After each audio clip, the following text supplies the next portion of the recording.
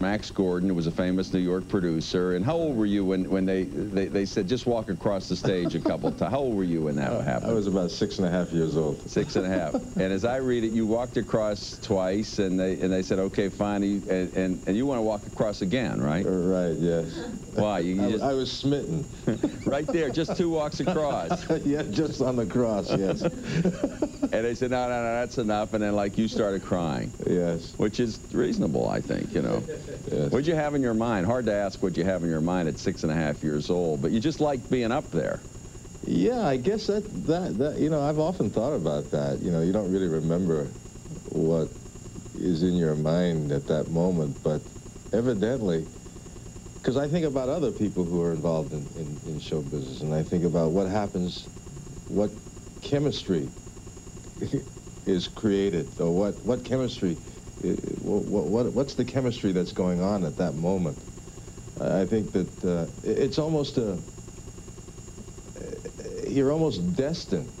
I felt like I was destined. Later on, I always had the feeling I was destined for theater and show business. When I was, I don't know why. When I was 10 years old, I was in Hebrew school at a synagogue, and I just was hanging around, and I walked downstairs, and I opened a door, and there was I guess a young woman on stage singing that song, The Man I Love. Someday I'll come along, the man I love. And I never saw anyone stand on a stage and sing, and I just looked, and something went click in me, and I thought, whoa, what?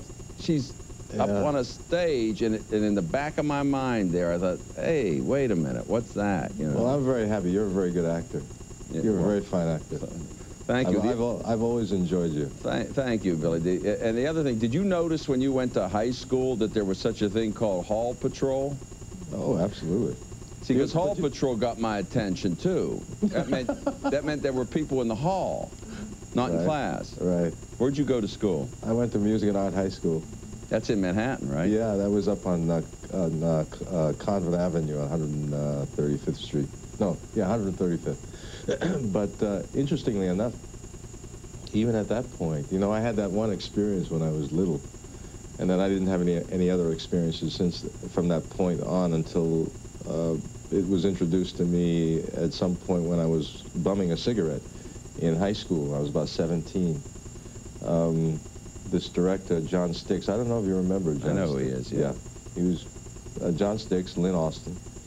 They were putting on this play called Take a Giant Step. Right. And I just happened to be walking around the school and looking for a cigarette, and they approached me and asked if I was an actor, and I just said, yeah, sure. Yeah, I guess so. So John took me for about 2 weeks and worked with me on the part, and I just kind of thought it was kind of a joke, I guess, at that moment. But he thought I had some ability and sort of encouraged me to, at some point, study. He was a prominent teacher at the Actors Studio, John Stix, right? Yeah, yeah. And Lynn Austin was a producer, produced a lot of stuff that Arthur Penn directed. Now, you're at 13 years old, you're a bonded messenger for a jewelry company, right? Yes. Can you be bonded at 13? I guess so, I was. And what'd you do? What'd you do with in that job? My mother worked for Bush Jewelry at the time, and it was a summer job. And I was really eager to work, you know, because I wanted to make my own income. And so they bonded me, and I took jewelry from one store to another. And of course, in those years, you know, I think things were a lot safer, and you didn't really have the kind of concerns you have today. I wonder what it means. I mean, I would never do it today if I was 13. What does it mean to bond a 13-year-old? What the heck does that even mean? Do you have any idea? Well, I mean, the idea is that if anything happens to all of that expensive stuff, the jewelry and stuff, that you're responsible for it. You're insured, probably. Because they're not going to say, okay, give us the money for that jewelry, you 13-year-old Billy D. Williams. You know? How'd you get December as a middle name? That's my daddy's name. That was his first name, Yeah, right? that's his first name, yeah. And how did he get December as a first name? Well, his daddy's name was Darling. Darling? Yes.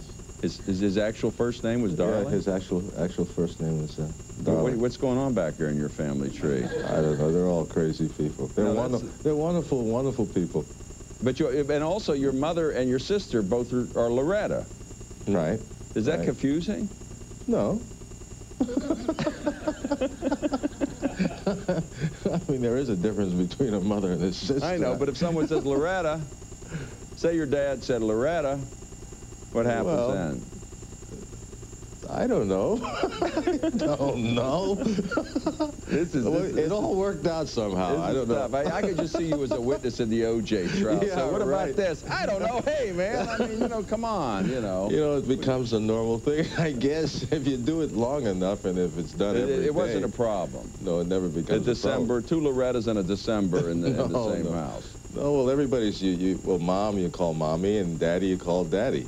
And my sister actually was called Lady. That's her nickname. Oh, now we're getting it. Now we're getting. You have to dig a little with you, but yes, I know that we. I forgot about that. That's it. See, I just saw her yesterday, right? How many in the family? Well, it's just my sister and I. We're twins. You're twins? Yeah. She's 8 minutes older than I am. Is that right? Yeah. Does she hold that over you? Like, can she treat you like a kid brother? Yeah. Plus, she's a Jehovah's Witness. So, so that we're gonna go to a break, and then we're gonna come back and talk about Billy D and his career, and he's got a self-portrait in the Smithsonian, and I do too. You'll probably be surprised to hear that. No, really? I don't. No. That's a storyteller. No, storyteller. We'll be right back with Billy D. Williams. Please send $24.95 plus $5 for shipping and handling for a videotape, along with name, air date, and subject of the program to Burrell's, P.O. Box 7, Livingston, New Jersey, 07039. For credit card orders, please call 1-800-777-8398. Are you comfortable talking about race, Billy D? I know, professionally, personally, as a little boy growing up, I'm always interested to hear what's your experience as a little boy growing up. It's different than mine, being white. Have you noticed anything? Sure, you got your glasses on backwards.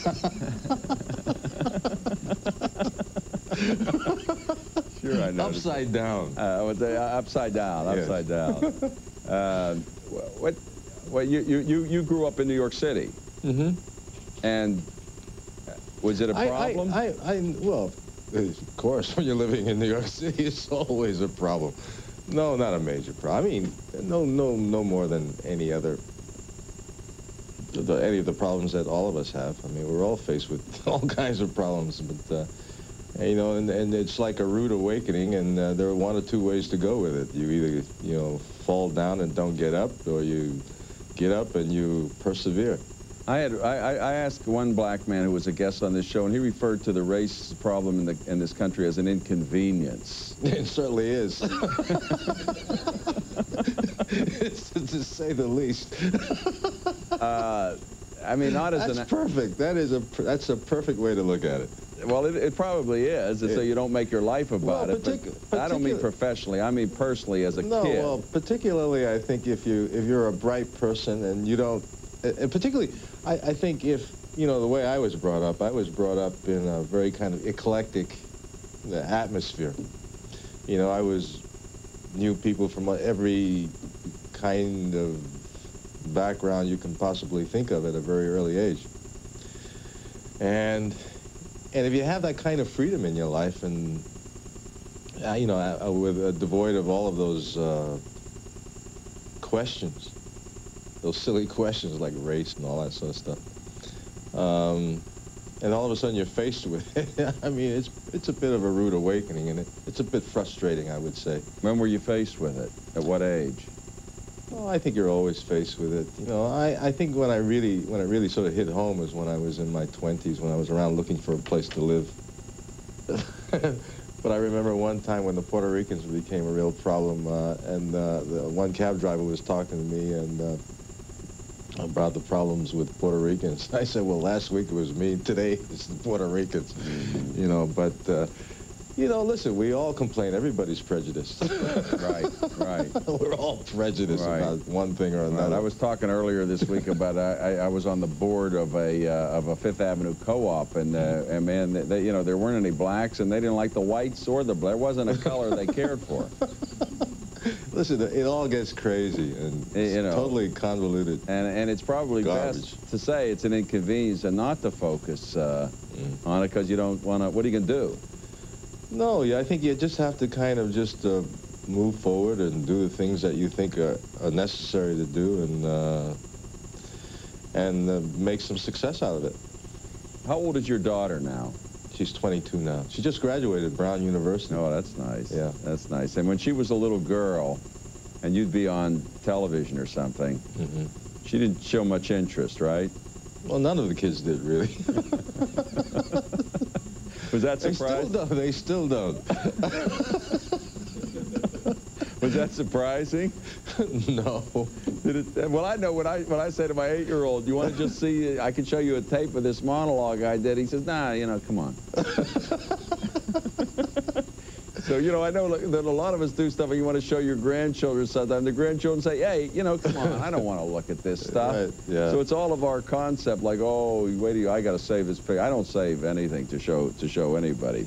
When you were a kid growing up in New York, you were in one interview you said you were always stepping in and out of street life.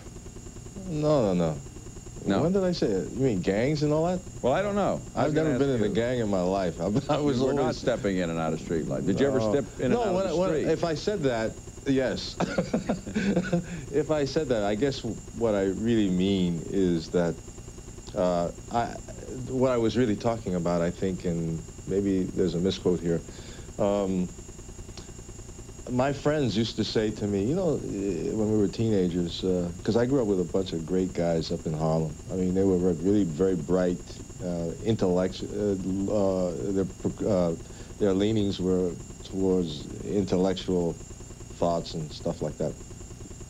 But I remember one of my friends said to me, "You know, it's very interesting about you, Billy. You seem to subjectively, you seem to be moving into a situation, or inside of a situation, but you always get the feeling that you're standing outside and looking at the situation." And I would probably say that was quite true, because I still do that today, even. I feel like you do it right now. You're saying, "What is this guy asking me? What is that in and out of street life and out of the?" You know, you're an observer. You're a painter. Yeah, right. You like to capture what you see, and you have to kind of stand back to do the painting. And as an actor, you do that. You know, right. You're trained to you want to look. And there is a self-portrait of you in the Smithsonian Institute. Yes. At the National Portrait Gallery. Portrait in the old Smithsonian? Well, this Dr. Fritz Dagiar had seen a painting, a self-portrait I did when I was 19, which my mother owns,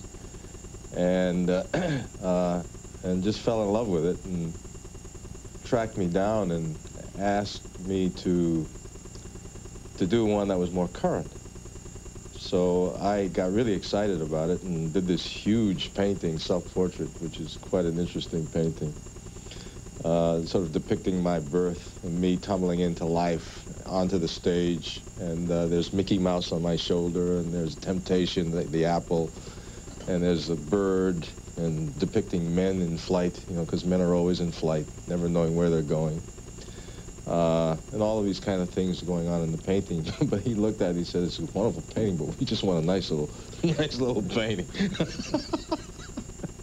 So he said, well, what he really wanted was a painting of the character I played in Lady Sings the Blues, Louis McKay. So I did a self-portrait based on that character. And it's in the Smithsonian Institute. I'm very, very honored. Are you a laugher, Billy D? I know you are here, but are you in life? A laughter? Are you a guy who likes to laugh a lot? You enjoy yourself? I mean, it's great. It's great. You know, it's unusual. We have somebody on the show here, one of the producers, who always has a smile, and people really want that. Well, and they want somebody. Are you like that in life much? Well, I guess so. In many ways, I am. But I'm pretty moody, actually. You should meet my son. He's the one that Corey. He's the one that laughs at everything. He does. Yes. He's a wonderful guy. How old is he? He's 35 now. Yeah. Well, beautiful. He's now beautiful. you have a new what coming out? What movie? You name it. Movie. Oh, no, play. no. I just finished a movie called The Prince, based on Machiavelli's The Prince, which is a very interesting film, small film, independent film. But I'm going up to Canada now to do a film up there. Well, but you know, but I've been working with the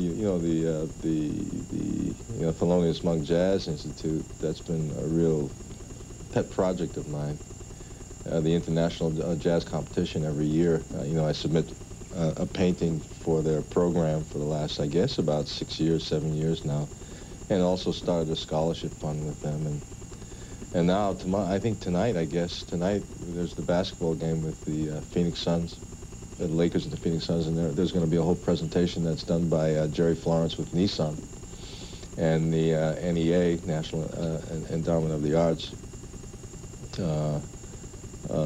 about bringing young kids into, and Herbie Hancock will be involved in this too, by the way. We're going to have a bunch of kids who are into jazz playing during the, before the game, and I think during the intermission.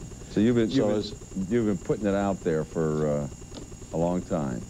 Yeah, you know, I have my concerns, and I love jazz. You know, I won't call myself an aficionado, but I know an awful lot about it. I grew up around it, and of course, bebop is one of my. It was a favorite moment in improvisational American music in this country, and I find that I think it's necessary to keep pushing that idea and making that idea very much a fabric of a living experience in this country. Well, so it's jazz. It's a painter. It's a great actor. It's a guy who laughs a lot, and you've been putting it out there for a very long time. Appreciate we've come to the end of this, and oh, I'm sorry to hear that. You've been, well, you know, I am too. You've been contributing for so long, and you're so good, and you know, you're terrific, and I'm happy you're here. And happy you've been, that we've had the pleasure of your work all these years.